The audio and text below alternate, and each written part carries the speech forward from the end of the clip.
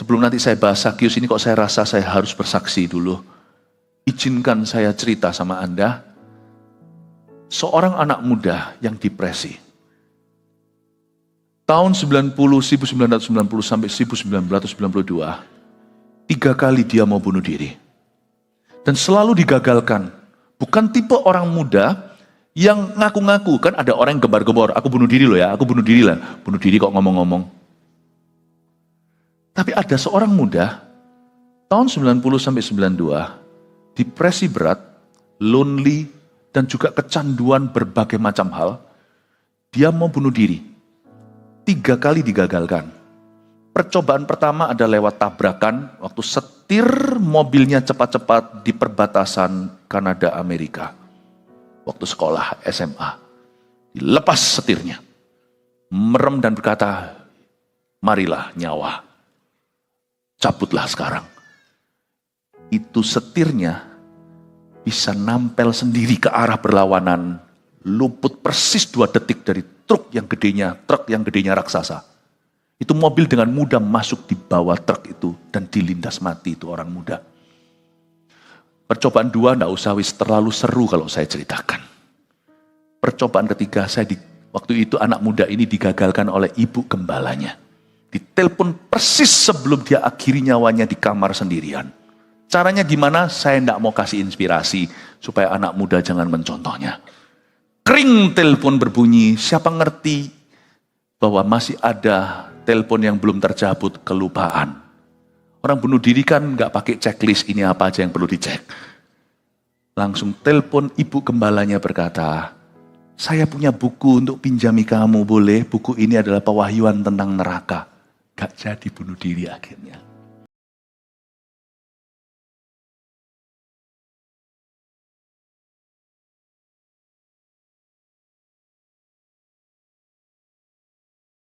Yesus itu, kita lihat dulu ceritanya. Cerita Sakius ini di Alkitab, Lukas 19 ayat 1 sampai 10 bunyinya. Saya baca ayat per ayat. Yesus masuk ke kota Yeriko dan berjalan terus melintasi kota itu. Di situ ada seorang bernama Sakeus, kepala pemungut cukai, dan ia seorang yang kaya. Ia berusaha untuk melihat orang apakah Yesus itu. Tetapi ia tidak berhasil karena orang banyak, sebab badannya pendek. Maka berlarilah ia mendahului orang banyak, lalu memanjat pohon ara untuk melihat Yesus yang akan lewat di situ. Ketika Yesus sampai ke tempat itu, ia melihat ke atas dan berkata, Zakeus, segeralah turun, sebab hari ini aku harus menumpang di rumahmu. Jangan salah baca ya, Sakeus, dulu ada guru sekolah minggu, salah sebut dari awal, Lazarus. Lazarus itu orang mati yang dibangkitkan Yesus. Jadi kalau dia sudah salah kaprah, dia gengsi dong, di depan anak kecil mengakui, dia berkata, Lazarus turunlah. Itu tempat Sakeus. Ngerti ya? Lanjut ya. Ketika Yesus sampai ke tempat itu, ia melihat ke atas, ke pohon ini. Ya. Dan berkata, Sakeus segeralah turun. Sebab hari ini aku harus menumpang di rumahmu. Lalu Sakeus segera turun dan menerima Yesus dengan sukacita. Betapa indahnya. Sakeus turun, terima Yesus dengan sukacita, nggak beban sama sekali. Tetapi semua orang yang melihat hal itu bersungut-sungut katanya, Yesus itu loh, ia menumpang di rumah orang berdosa. Ngapain sih dia di rumah orang berdosa? Rumah orang kaya lagi. Emangnya Yesus dapat apa? Manusia itu keji hatinya ya.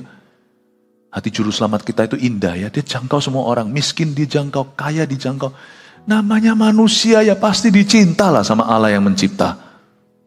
Tapi Sakeus berdiri dan berkata kepada Tuhan, Tuhan, setengah dari milikku akan kuberikan kepada orang miskin. Dan sekiranya ada sesuatu yang kuperas dari seseorang akan kukembalikan 4 kali lipat. Pertanyaannya, Tuhan minta enggak? Apa Tuhan intimidasi? Sana, lu kembalikan yang kamu peras. Enggak. Tobat itu kesadaran soalnya.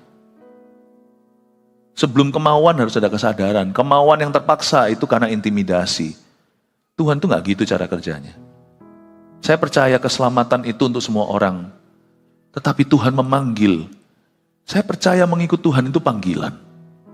Sekiranya ada sesuatu yang kuperas Tuhan, dari seseorang, akan kukembalikan 4 kali lipat.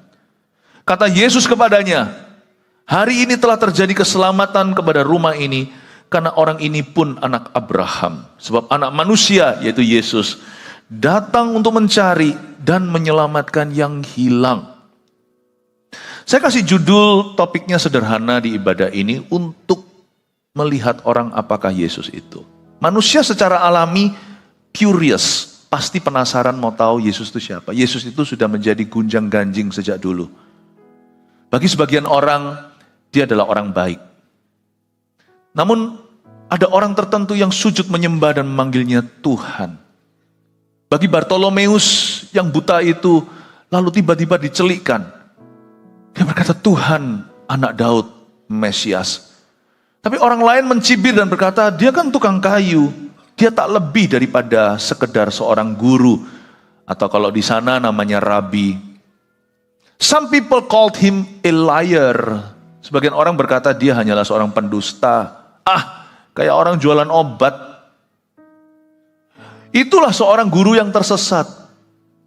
Tapi bagi Lazarus yang dibangkitkan dan kedua sister atau saudari perempuan, Maria dan Marta, apakah dia manusia biasa sekalipun dia kerap kali menyebut dirinya anak manusia, anak manusia? Karena Yesus bukanlah manusia biasa, dialah Allah yang belusukan. Saya bisa bayangkan kalau tanpa Yesus saya pasti akan ngeri ketemu yang Maha Kuasa. Karena yang Maha Kuasa itu suci dan kudus dan jauh. Di mana beliau berada saya tidak tahu. Saya hanya bisa menunggangi apa yang disebut dengan agama, keyakinan. Untuk saya bisa, kalau tidak mendekati, paling tidak saya bisa menggapai sorga. Semoga saya diterima di sisinya suatu hari kelak mungkin. Tidak ada salahnya tentunya. Tapi kisah Natal adalah terbalik.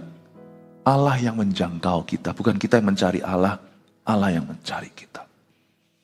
Cuman kalau kita mencari Allah, nggak mungkin bisa ketemu. Wong kita manusia aja nggak bisa sampai ke matahari. Dilihat aja jangan, matahari sang surya itu ciptaan Allah. Itu diciptakan di hari lupa saya, ketiga atau keempat gitu ya. Pak Samuel Handoko mungkin yang bisa ingatkan. Lihat ciptaannya aja kita nggak mampu kalau kita nggak mau terbakar. Saya sarankan Bapak Ibu, sejago apapun dirimu, jangan tatap matahari siang-siang hari dengan mata telanjang. Pakai teleskop pun jangan langsung directly.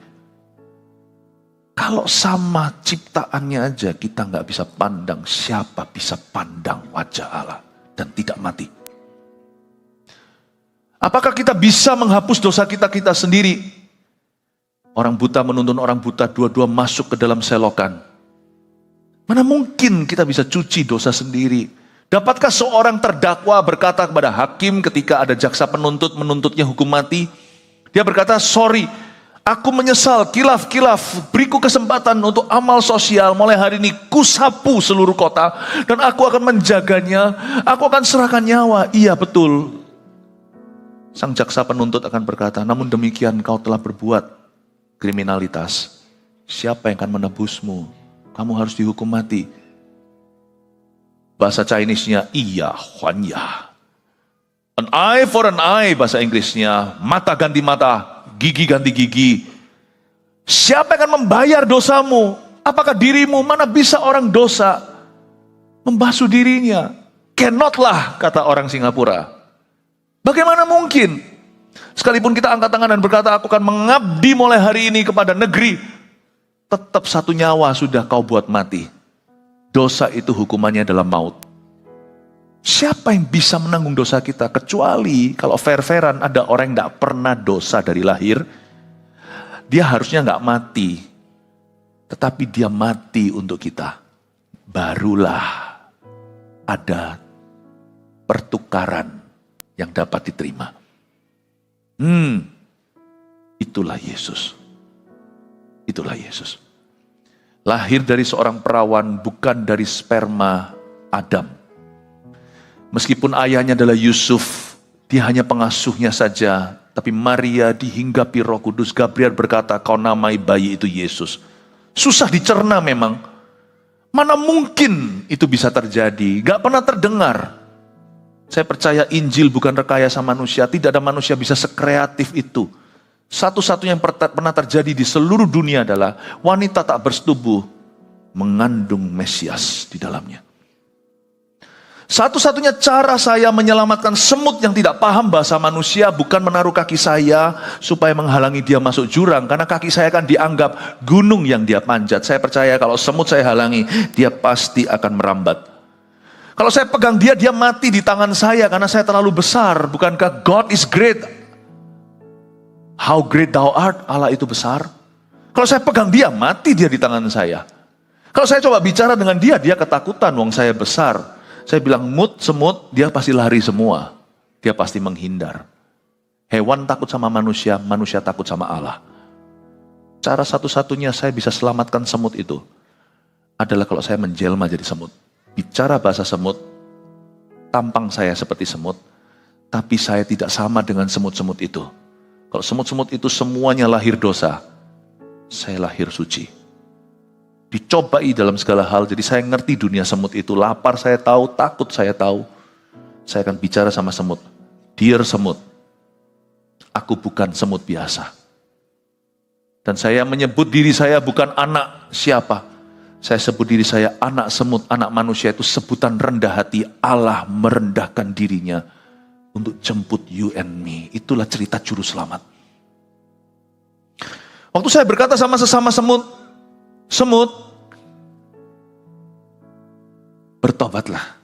Aku datang memberitakan kerajaan Allah. Sebagian semut tertawa. Dia halusinasi. Itu semuanya yang dia katakan, ini orang gak waras. Tapi sebagian lagi yang merasakan panggilan keselamatan, dia merasakan ada sesuatu di dadanya. I think he knows what he is speaking. Aku tahu dia pasti, saya tahu dia tahu apa yang dia katakan. Firman itu masuk ke hati dan orang-orang itu diselamatkan. Lalu sebagian semut-semut itu tidak suka hati dan membunuhnya di Jumat Agung. Dan berkata, orang seperti ini harus kita bungkam selama-lamanya. Karena kita dosa jadi silau gara-gara dia. Dia selalu memberitakan yang tidak-tidak. Aku mau balas musuhku, dia bilang tampar pipi kanan kasih pipi kiri. Gimana itu? Aku mau kutuki orang yang mengutuki aku. Tapi dia berkata, berkati mereka yang mengutukimu dan kasihilah musuhmu. Apa-apaan ini? Aku mau gagah perkasa. Mana ada di dunia ini orang bisa luar biasa kalau dia tidak tekan orang lain. Tapi dia berkata, barang siapa yang lembut hati memperoleh bumi. Barang siapa yang miskin di hadapan Allah, dia yang empunya kerajaan sorga. Ini semut buat hidupku sengsara. Aku mau dosa tidak lagi leluasa. Aku tidak suka. Tapi sebagian semut lagi bertobat dan berkata, ini yang aku cari. Dialah jalan, dialah hidup, dialah kebenaran. Lalu semut-semut itu membunuh dia, kiranya mereka bisa membunuh dia, padahal sebenarnya dia menyerahkan nyawa. Memang tujuan dia datang adalah untuk mati bagi mereka. Tujuannya bukan untuk mengajar, tujuannya adalah untuk menggantikan posisi hukumanmu. Dia mati digantung di kayu salib. Yesus itu tidak pernah berdosa. Dusta tidak pernah muncul di mulutnya. Nggak mungkin bisa mati. Kematian pertama kali terjadi saat Adam dan Hawa diciptakan adalah ketika Hawa ambil pohon terlarang. Dari pohon terlarang itu buah yang dilarang Tuhan. Saya nggak tahu apakah buah itu buah durian. Tapi waktu dimakan, Hawa dan Adam sadar dia telanjang. Dan Tuhan sudah memperingatkan, kalau kamu makan dari pohon yang terlarang ini, pohon pengetahuan yang baik dan yang buruk, yang baik dan yang jahat, kamu akan mati. Kata mati itu bukan berarti setelah dia makan kriuk, langsung dia meninggal dunia. Kata mati itu artinya, pertama, hubunganmu dengan Allah akan terputus selama-lamanya. Manusia tidak bisa lagi kenal Tuhan. Manusia hanya bisa meraba-raba dan mereka-reka. Putus sudah. Kedua, mati itu artinya kalau kamu mati, kamu pasti akan masuk neraka. Sorga tidak menerima orang yang kayak ginian. Sorga itu bukan tempat orang berdosa, sorga itu tempat orang suci. Itulah sebabnya ketika Adam dan Hawa berdosa, langsung Tuhan bernubuat. Dia buatkan mereka pakaian dari kulit binatang. Pertama kali kematian terjadi itu, bukan manusia meninggal dunia. Pertama kali kematian terjadi ada hewan yang dikurbankan. Untuk membuat cawat bagi mereka. Adam dan Hawa pakai daun, tapi Tuhan bunuh satu hewan, kasih mereka pakaian. Melambangkan suatu hari, Begitu besar kasih Allah kepada dunia ini yang mengaruniakan anaknya yang tunggal. Mati disiksa di kayu salib padahal dia tanpa dosa. Waktu Yesus hembus nyawa, sudah selesai lalu dia mengangguklah dan meninggal dunia. Harusnya Yesus tidak bisa mati, wong dia nggak pernah berdosa. Kenapa dia bisa meninggal? Dia mati menghembuskan nyawanya demi dosamu dan dosaku. Saya tunjukkan dulu Yesus ini siapa, orang seperti apa Yesus ini. Dan akhirnya matilah dia. Waktu mati semua semut itu tertawa. Hahaha. Kami sudah menyingkirkan orang ini yang membuat hidup kami tidak bisa lagi lari dari kebenaran. Kami sudah habisi dia. Terkejutlah mereka. Mana ada orang yang hidup menubuatkan dirinya sendiri, nanti kalau mati hari keberapa dia bangkit. Orang sesakti apapun di dunia ini, ya pernah juga dalam sejarah dunia, orang yang meninggal dunia itu dibalsami karena semua pengikutnya percaya nanti dia akan bangkit berapa tahun lagi. 100 tahun lewat, jenazah masih berbalsam, tapi tubuh tak pernah bernyawa. Hanya Yesus yang berkata, dan itu dicatat oleh murid-muridnya. Eyewitnesses, memang zaman dulu belum ada jejak digital. Zaman dulu itu jejaknya adalah oral, yaitu orang bicara satu dengan yang lainnya sudah viral. Jadi pengajaran Yesus itu kebenarannya nggak mungkin, itu semua saksinya terlalu banyak. Dan Tuhan Yesus sudah berkata berkali-kali, aku akan diserahkan ke tangan orang berdosa, disiksa. Aku akan diseret ke mahkamah agama, lalu aku akan seperti domba disembelih, aku akan dikorbankan untuk umat manusia. Tapi pada hari yang ketiga aku akan kembali bangun bait suci. Dengan berbagai macam hint atau dengan berbagai macam bocoran halus, Tuhan Yesus bilang terus terang pada akhirnya, berapa minggu, 1-2 minggu sebelum Yesus disalibkan, dia bilang begini, I will rise again. Aku akan bangkit lagi. And he did. Dan dia bangkit. Gak ada orang sakti manapun, seberkuasa apapun berkata, aku mati, hari ketiga aku bangkit. Hari Minggu Paskah itu dia bangkit. Tapi mungkin di antara kita berkata, tapi kan kita nggak tahu kebenarannya, waktu itu kan 2000 tahun yang lalu.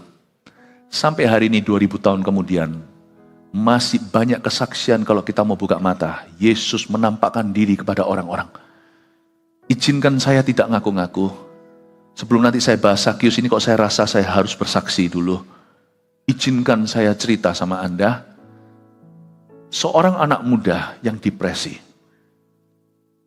Tahun 1990 sampai 1992, 3 kali dia mau bunuh diri. Dan selalu digagalkan. Bukan tipe orang muda yang ngaku-ngaku. Kan ada orang yang gembar-gembor, aku bunuh diri loh ya, aku bunuh diri lah. Bunuh diri kok ngomong-ngomong. Tapi ada seorang muda, tahun 90 sampai 92, depresi berat, lonely, dan juga kecanduan berbagai macam hal. Dia mau bunuh diri. 3 kali digagalkan. Percobaan pertama ada lewat tabrakan, waktu setir mobilnya cepat-cepat di perbatasan Kanada Amerika. Waktu sekolah SMA. Dilepas setirnya. Merem dan berkata, marilah nyawa. Cabutlah sekarang. Itu setirnya bisa nampel sendiri ke arah berlawanan, luput persis 2 detik dari truk yang gedenya raksasa. Itu mobil dengan mudah masuk di bawah truk itu dan dilindas mati itu orang muda. Percobaan 2 enggak usah terlalu seru kalau saya ceritakan. Percobaan ketiga waktu itu anak muda ini digagalkan oleh ibu gembalanya. Ditelepon persis sebelum dia akhiri nyawanya di kamar sendirian. Caranya gimana? Saya tidak mau kasih inspirasi supaya anak muda jangan mencontohnya. Kring telepon berbunyi, siapa ngerti bahwa masih ada telepon yang belum tercabut, kelupaan. Orang bunuh diri kan nggak pakai checklist, ini apa aja yang perlu dicek.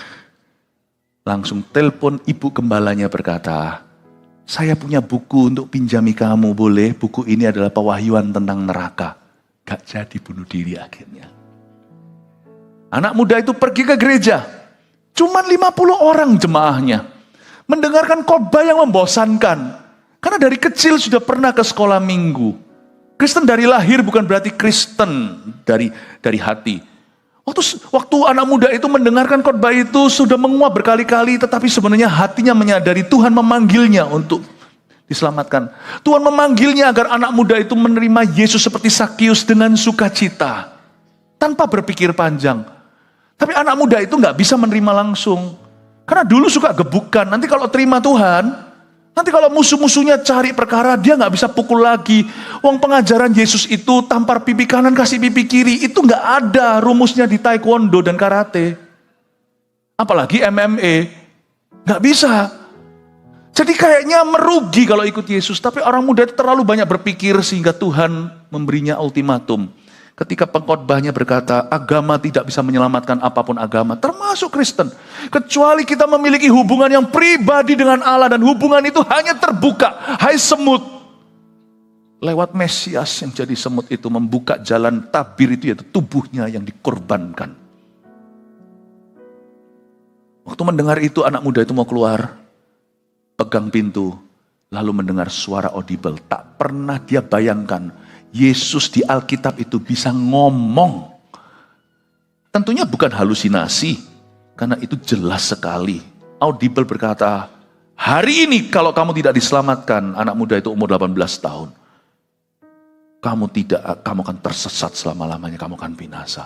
Majulah anak muda itu ke depan, dengan tangan terangkat, sebelum didoakan melihat terang. Sering di balik terang itu, dia lihat kiri kanan, kok semuanya tiba-tiba jadi sirna. Orang-orang jemaah ada 50 orang, itu tiba-tiba seperti semuanya jadi bayang-bayang. Padahal orang muda itu tidak pingsan, tidak halusinasi, wong dia berdiri. Kalau otak Anda masih bisa membuat keputusan secara sadar, berarti Anda masih waras. Orang muda itu maju ke depan, melihat di balik sinar itu melihat suara. Aneh nggak? Biasanya mendengar suara, melihat suara tapi nggak bisa lihat wajah. Untung nggak lihat wajah. Kalau lihat wajah yang Maha Kuasa, matilah di situ. Tapi di balik sinar itu ada suara berseru. Anak muda itu tidak tahu cerita tentang Rasul Paulus yang didatangi Tuhan perjalanan ke Damaskus. Dia nggak tahu cerita itu semuanya, nggak pernah baca Alkitab. Punya Alkitab tapi jadi sarang kecoa. Di balik sinar itu berbicaralah, aku Yesus, and I love you. Menangislah orang muda itu. Berkata, I'm not worthy. Dengan suara lantang, untungnya itu di dalam sebuah trans, jemaat tidak dengar, kalau enggak akan dikira apa. Anak muda itu berkata, kill me. I'm not worthy, bunuh aja aku enggak, bawa aku ke neraka. Dia enggak ngerti apa yang dia katakan, neraka itu apa, dia enggak punya pengetahuan. Tapi pokoknya dia mau menghindari Tuhan. Kill me, I'm not worthy. Kalimat berikutnya adalah kalimat terakhir anak muda itu dengar.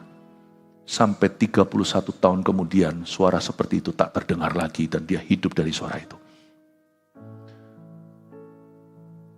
Don't die, live for me. Jangan mati, hiduplah untuk aku.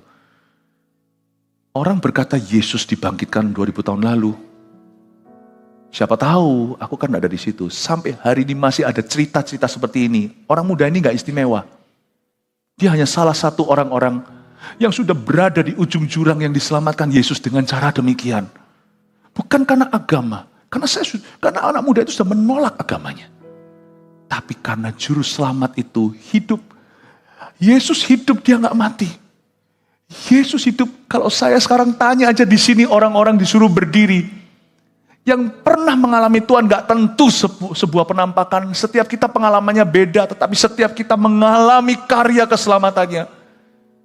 Saya yakin kita semua akan diyakinkan bahwa Yesus itu tidak mati, kuburannya kosong. Anda pergi ke kuburannya, tidak ada dia di sana. Mau tahu Yesus ada di mana?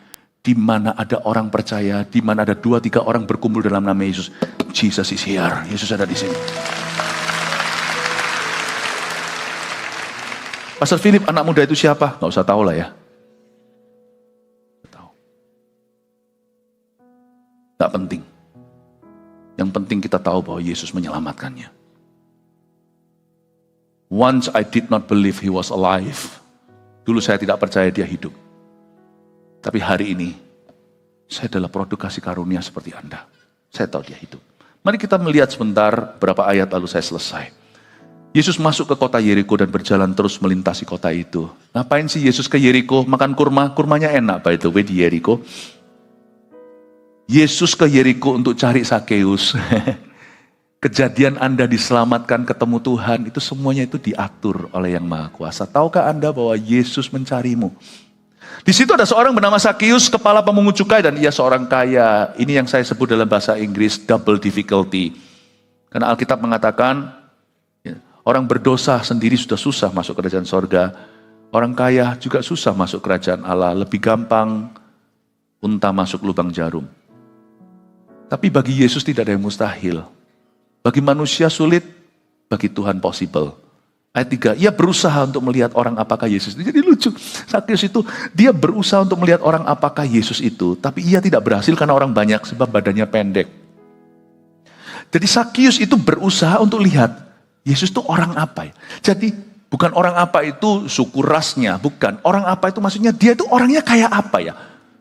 Di dalam hati setiap manusia selalu ada kerinduan secara alami untuk tahu secara alami, tidak tentu secara agamawi, untuk tahu Yesus itu orangnya kayak apa ya. Yesus kayak, sungguhan loh, bahkan khotbah-khotbah yang kami berikan ini sendiri kan tidak diselaputi gula-gula. Anda yang jemaat GMS tahu bahwa tiap minggu kebaktian 1 pagi sampai malam, semingguan seterusnya. Selalu kita cuma bicara tentang Yesus, kok bisa kumpul ribuan orang? Karena di hati orang ada sebuah kesaksian. Di hati setiap kita ada sebuah kerinduan. Secara alami, listen to me. Hati manusia secara naturally ingin tahu siapa Yesus. Itu gak bisa dipungkiri. Everyone. Hati manusia secara alami akan mencari Tuhan. Mencari Tuhannya.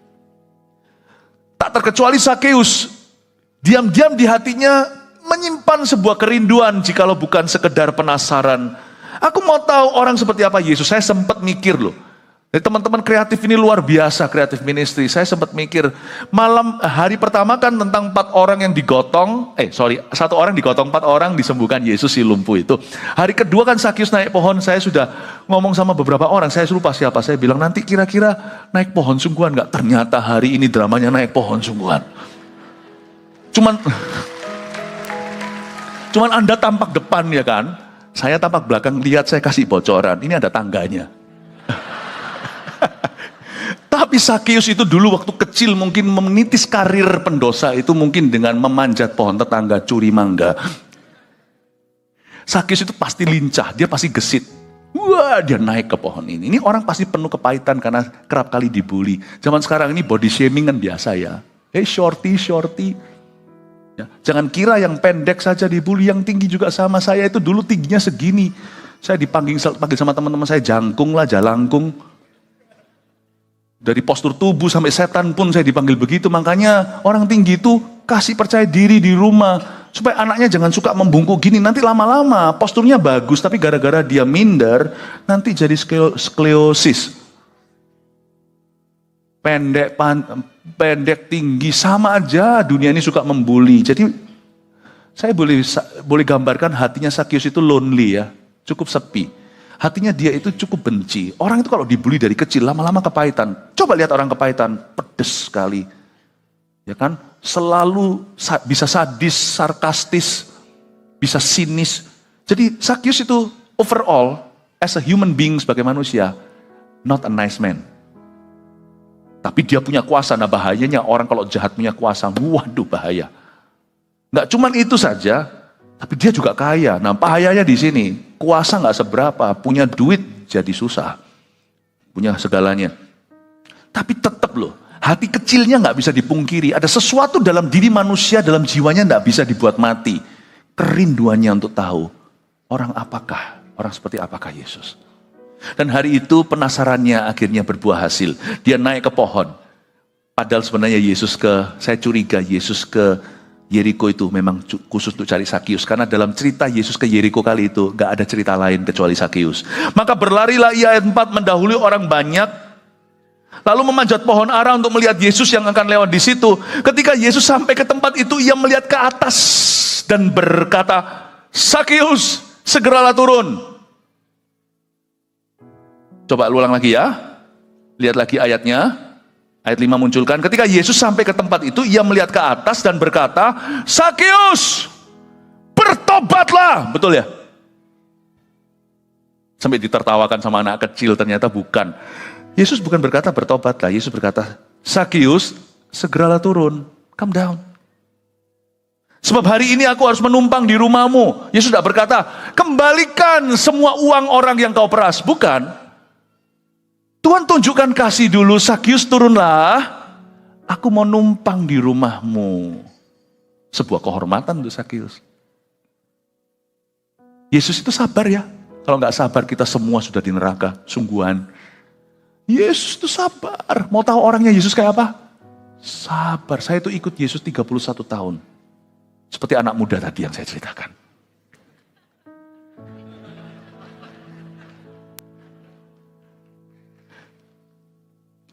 Saya gak pernah dimarahi Tuhan. Sekali tahun 94. Loh, kok bisa sih? You ini ngomong Tuhan tuh kayak kenal gitu. Memang kenal. Nah kalau saya gak kenal, saya gak berani cerita. Saya hanya cerita apa yang saya kenal. Memang kenal. Dan orang kalau kenal Tuhan tuh, hidupnya pun akan dirubah. Dari yang keras jadi lemah lembut. Dari yang sombong akan jadi rendah hati. Dari yang mimimi, sekarang lebih peduli pada sesamanya. Jangan percaya orang yang klaim kenal Tuhan. Pohon itu dikenali dari buahnya. Anda mau tahu pohon itu semangka, dia gak akan keluar-keluar, gua semangka. Dia keluarkan buah semangka, dia pohon semangka. Saya kenal Tuhan, tapi saya pernah dimarahi tahun 94. Waktu itu saya mau meninggalkan panggilan kayak Yunus gitu yang diterkam ikan paus. Tapi saya, itu aja. 31 tahun saya ikut Tuhan, cuma dimarahi sekali. Makanya kok banyak orang Kristen merasa Allah marah sama dia itu, jangan sampai kita memfitnah dia. So Tuhan tuh jarang marah. Tuhan tuh sabar iya. Dia berkata, Sakeus turunlah. Masa Tuhan gak tahu kepada siapa dia bicara, dengan siapa dia berhadapan. Turunlah, aku mau numpang di rumahmu.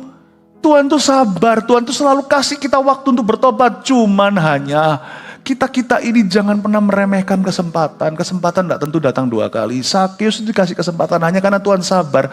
Jangan pakai kesabaranmu sebagai kemerdekaan untuk berbuat dosa. Pakailah kesabaranmu sebagai kesempatan untuk bertobat, untuk kembali pada Tuhan. Tuhan itu sabar.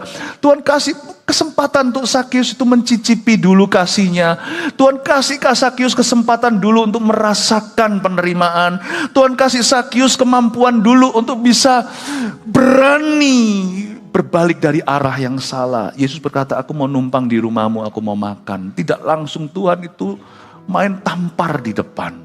Tuhan itu tidak keras, Tuhan itu baik hati. Meskipun dia tegas kepada orang Farisi, dia berkata, hai kamu ular beludak. Tapi kepada orang yang lumpuh dia berkata, hai anakku, dosamu diampuni. Tapi Tuhan tuh tidak pernah emosian. Tuhan tuh baik. Lalu Sakeus segera turun dan menerima Yesus dengan sukacita. Lihat itu, dia menerima Tuhan dengan sukacita. Lalu tapi semua orang yang melihat hal itu bersungut-sungut katanya, ia menumpang di rumah orang berdosa. Tolong beri waktu pada dirimu sendiri. Please, bagi orang-orang yang membenci dirinya sendiri. Please jangan benci dirimu sendiri kalau Tuhan tidak membencimu. Beri waktu kepada dirimu sendiri untuk berubah. Berilah waktu untuk berubah. Belajar berkata good job pada diri sendiri ketika Anda mentaati firman suatu hari.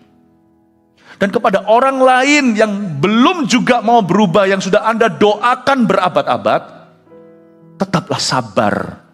Sebab yang boleh menutup bahtera Nuh adalah Tuhan, bukan Nuh. Kalau Anda baca bagaimana Tuhan menenggelamkan seluruh bumi dengan air bah, Nuh hanya taat saja, 100 tahun lebih, dia 60-70 tahunan kira-kira dia bangun itu kapal bahtera di atas pegunungan, membuat semua dunia tertawa. Tapi ketika air bah tiba, apa yang terjadi? Nuh masuk sesuai dengan firman Tuhan, masuklah ke dalam bahtera kamu dan istrimu serta anak-anakmu. Ketika masuk ke dalam sana, Anda baca di ayat firman, maka Tuhan Allah menutup pintu bahtera itu di belakang Nuh.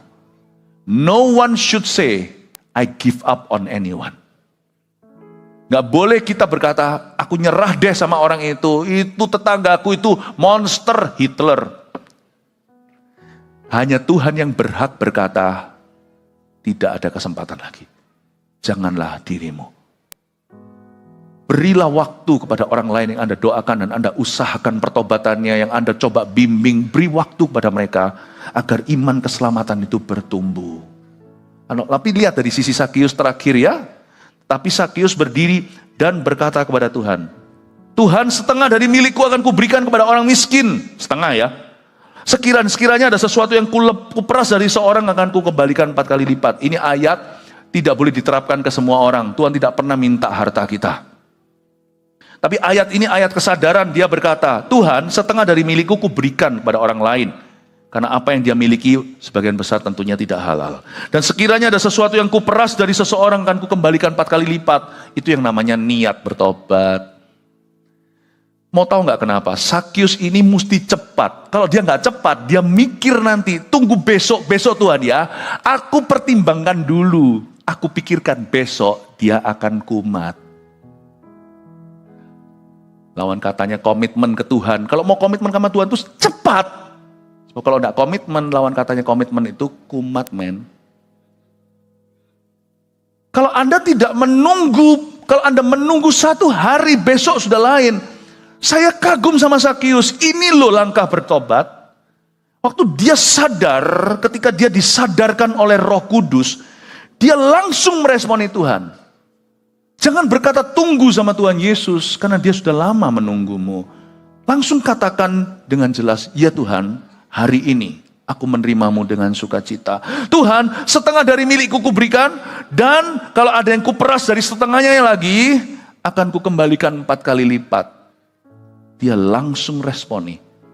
Hari itu, ketika saya bertobat juga saya responi langsung. Kalau saya berkata besok saja, mentang-mentang saya masih umur belasan, nggak tentu sama. Mungkin masih ada gereja, masih ada orang memberitakan firman Allah, tetapi hati saya sudah pasti membeku.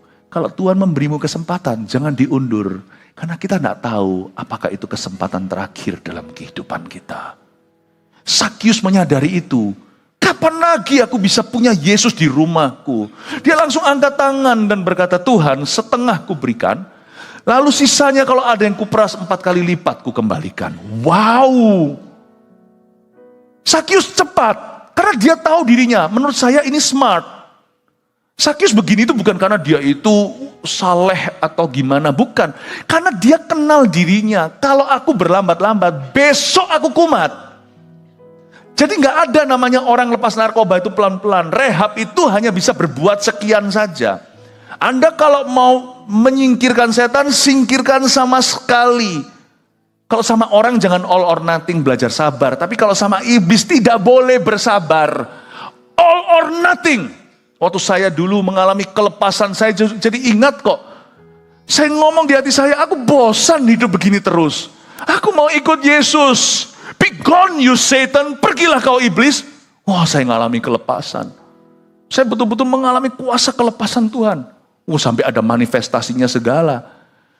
Saya tidak mau tunggu esok hari, karena esok hari mungkin saya akan berubah pikiran. Bukan berarti kalau ikut Yesus itu gegabah, emosional, bukan. Tapi bukankah hidup kita itu sudah mempertimbangkan cukup lama? Tidakkah kau bosan dengan kepahitan? Tidakkah kau bosan dengan pornografi? Tidakkah kau bosan dengan semua hal-hal yang merugikan itu? Yang Tuhan katakan jangan. Sakius tahu dirinya sendiri. Here is a man who knows himself well. Dia tahu dirinya sendiri, besok aku kumat, mending hari ini aku tobat.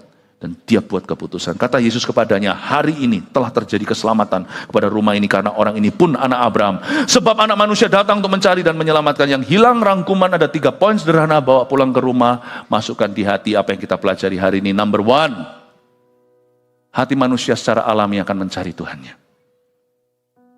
Udah, tangkap aja, ini bisa aplikasinya pada diri sendiri atau pada orang lain yang Anda doakan.